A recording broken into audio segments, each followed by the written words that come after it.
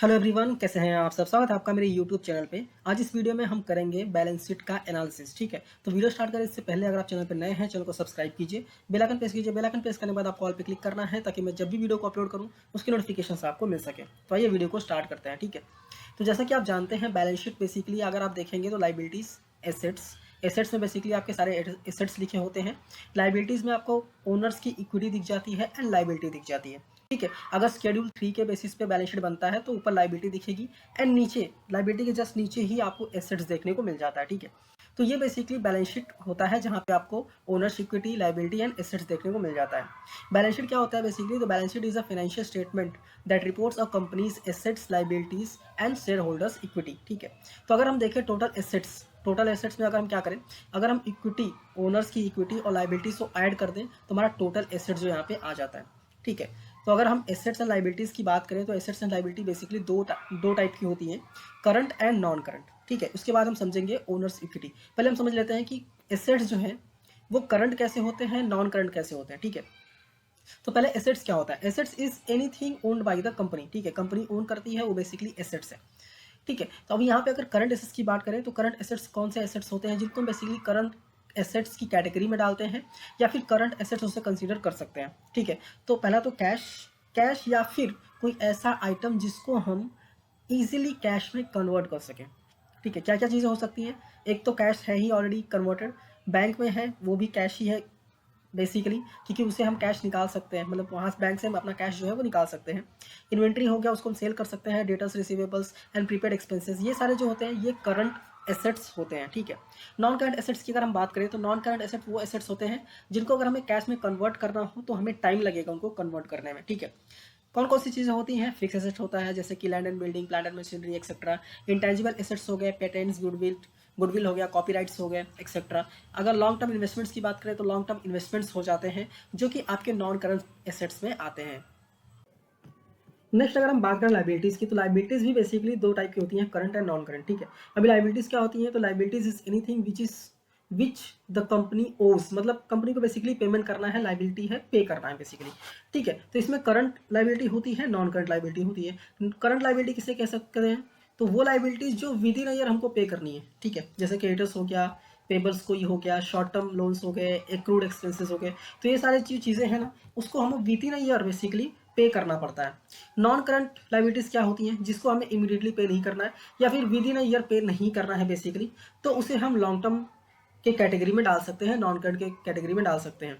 तो हम उसमें क्या क्या चीज़ें आ सकती हैं? लॉन्ग टर्म लोन्स हो गए, अगर हमें लोन्स लिया हुआ है, कोई डिवेंचर्स वगैरह लिया हुआ है, तो और कोई ऐसी लाइबिलिटी है जो लॉन्ग टर्म के बेसिस पे हमने ली हुई है, तो उसे हम नॉन करंट एसेट्स या फिर हम ऐसा बोल सकते हैं कि नॉन करंट एसेट्स हैं ये। ठीक है, नॉन करंट लाइबिलिटीज है बेसिकली, सॉरी। नेक्स्ट अगर हम बात करें ओनर्स इक्विटी, तो ओनर्स इक्विटी क्या होती है बेसिकली? तो owners equity includes capital belongings to the company that is invested and retained profit return by the company after declaring dividends. Return profit basically क्या होता है? रिटर्न प्रॉफिट्स वो profits होते हैं जो डिविडेंड्स डिक्लेयर करने के बाद हमारे पास बचते हैं, मतलब कंपनी के पास बचते हैं, वो बेसिकली ओनर्स इक्विटी में इंक्लूडेड होते हैं। ठीक है, और कंपनीज के जो ओन फंड्स हैं वो भी हमें ओनर्स इक्विटी में ही इंक्लूड किया जाता है।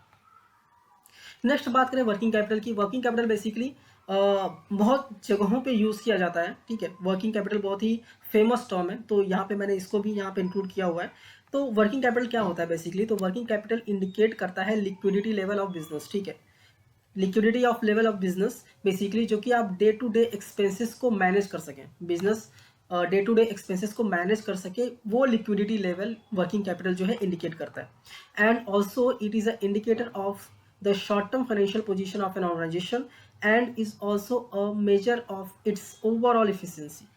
ठीक है, अगर वर्किंग कैपिटल हम कैलकुलेट करें तो basically current assets minus current liability करेंगे तो हमारी वर्किंग कैपिटल जो है वो आ जाती है। आई होप आपको ये समझ में आ गया होगा।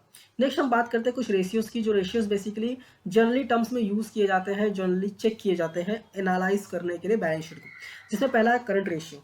करंट रेशियो कैसे निकालते हैं? तो बेसिकली करंट एसेट्स को डिवाइड करते हैं करंट लाइबिलिटीज से और हमें करंट रेशियो मिल जाता है। आइडियल रेशियो क्या है? आइडियल रेशियो रहना चाहिए 2:1। ठीक है, नेक्स्ट है डेप्ट इक्विटी रेशियो। डेप्ट इक्विटी रेशियो कैसे निकालते हैं? तो हमारी जो टोटल लाइबिलिटीज है कंपनी की उसको डिवाइड करते हैं टोटल शेयर होल्डर फंड से, हम डिवाइड करते हैं, तो जो भी अमाउंट आता है बेसिकली, अभी इसमें क्या करते हैं बेसिकली, क्या कंसीडर किया जाता है? गुड, तो अगर आपका डेप्ट इक्विटी रेशियो 2 है डेब्ट इक्विटी रेशियो 2 है, तो ये बेसिकली कंसीडर किया जाता है कि ये अच्छा है, ठीक है। नेक्स्ट बात करें तो PE ratio, price earning ratio, ये क्यों चेक करते हैं? ये बेसिकली चेक करते हैं करंट मार्केट प्राइस पे divide by earning per share, मतलब करंट मार्केट प्राइस क्या है और आप एक शेयर पे कितना अर्न करते हैं, उसके बेसिस पे यहाँ पे पीई रेशियो निकाला जाता है। नेक्स्ट रेशियो जो बहुत ही फेमस है यहाँ पे आता है रिटर्न ऑन कैपिटल एम्प्लॉयड, ठीक है, मतलब earning before interest and tax divide by capital employed, मतलब आपने जितना कैपिटल एम्प्लॉयड किया हुआ है, जितना कैपिटल इन्वेस्ट किया हुआ है, उस पर बेसिकली आपको कितना रिटर्न मिल रहा है, ठीक है। तो ईबीआईटी मतलब क्या होता है? Earning before interest and tax. And capital employed basically कैसे निकालते हैं? तो उसमें टोटल एसेट्स जो है आपकी, उसमें से अगर हम करंट लायबिलिटी को माइनस कर दें तो हमारी कैपिटल एम्प्लॉयड आ जाती है, ठीक है।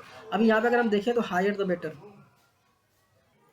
ये बेसिकली जितना हायर रहता है उतना बेटर रहता है। हाउएवर अगर हम बात करें कि कंसीडर्ड गुड्स, मतलब कि हमें कितना ज़्यादा कंसीडर कर सकते हैं कि ये गुड है, इतना रह सकता है, तो यहाँ पे 20% की बात करते हैं, 20% इज कंसीडर्ड गुड, ठीक है।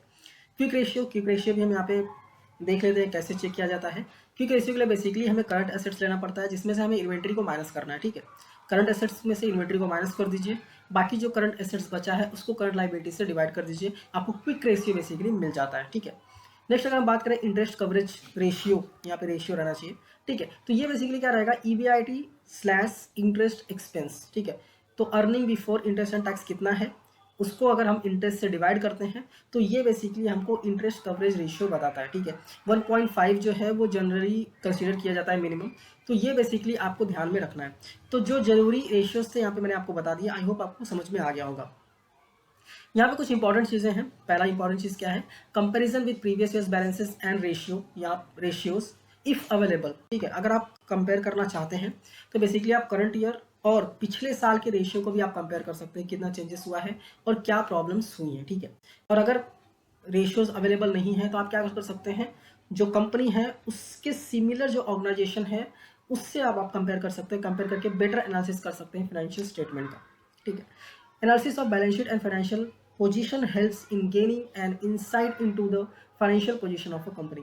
तो आई होप बेसिकली आपको ओवरऑल पता चल गया होगा कि कैसे बेसिकली एनालिसिस करना है आपको बैलेंस शीट का, और बैलेंस शीट में क्या क्या आइटम्स आपको देखने को मिल जाते हैं। ये वीडियो अच्छी लगी है, पसंद आई है तो वीडियो को लाइक कीजिए, अपने दोस्तों के साथ भी शेयर कीजिए, और ऐसे ही वीडियोस देखने के लिए चैनल को सब्सक्राइब करना मत भूलिए। मिलते हैं नेक्स्ट वीडियो में। Thank you for watching and all the best.